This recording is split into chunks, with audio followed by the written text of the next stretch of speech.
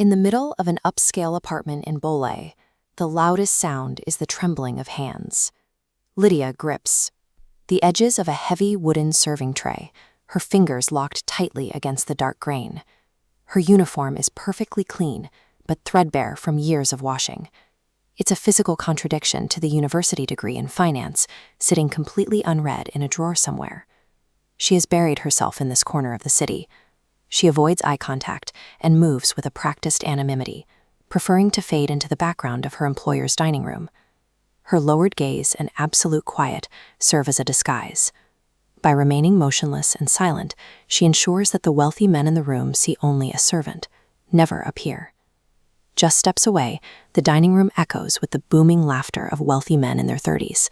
They are confident and entitled, entirely oblivious to the woman refilling their glasses. Her employer, Dawit, views her as a model of quiet efficiency. She never complains and does exactly what is asked. A surprising find, considering the agency took 3 months to fulfill his request. The conversation takes a sharp turn when one of the guests, Gezaheg, raises his voice. He demands to know why women abandon comfortable marriages, baffled by those who walk away from a life of total financial security. Gezaheg looks directly at Lidya. He notes her worn clothing and issues a condescending challenge, demanding the silent maid explain why a woman would ever leave a man who provides everything for her. The laughter stops. An invisible domestic worker is suddenly pinned under the stares of highly educated elites, forced into a conversation she spent weeks trying to avoid. Lidya freezes. She refuses to look at the guest, her eyes darting instead to her employer, silently pleading for an intervention.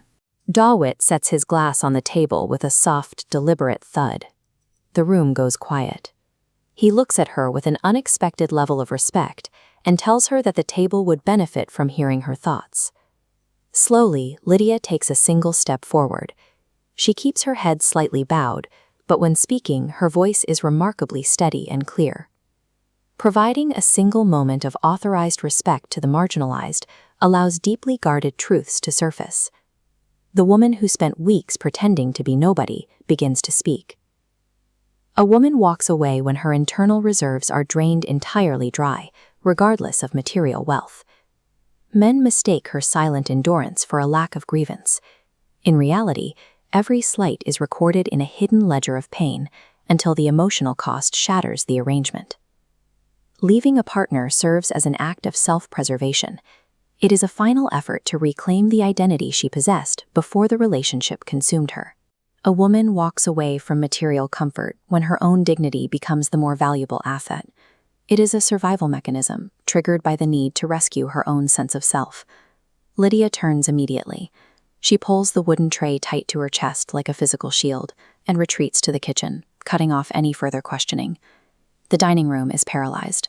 The previous arrogance evaporates, replaced by a dense silence as the men stare at their plates, processing the weight of her words. One of the guests, a doctor, breaks the silence. He marvels at the depth of what they just heard, acknowledging an intellect that dwarfed every man sitting at the table. Dawit looks at his friends and offers a final observation for the evening. He points out the inherent danger of underestimating those we deem beneath us, noting how it often reveals our own limitations. True intellectual authority is not bound by class or wealth. A silent maid just effortlessly humbled a room of a city's elite. Hours later, Dawit stands alone in the kitchen, gathering plates. He is deeply focused on the precision and weight of Lidya's speech. Details from her hiring process begin to take on new meaning. He recalls the 3-month delay at the agency and the broker's insistent personal guarantee for this specific woman. The precision in her voice suggests she isn't reciting theory. She spoke with the granular detail of someone who has navigated that specific emotional wreckage herself. The next morning, Dawit takes a deceptive step. He tells Lidya he will be out late, creating a window of time for him to secretly investigate the life she left behind. Dawit now approaches his own home as an investigator. His focus has shifted from household management to the pursuit of Lidya's hidden history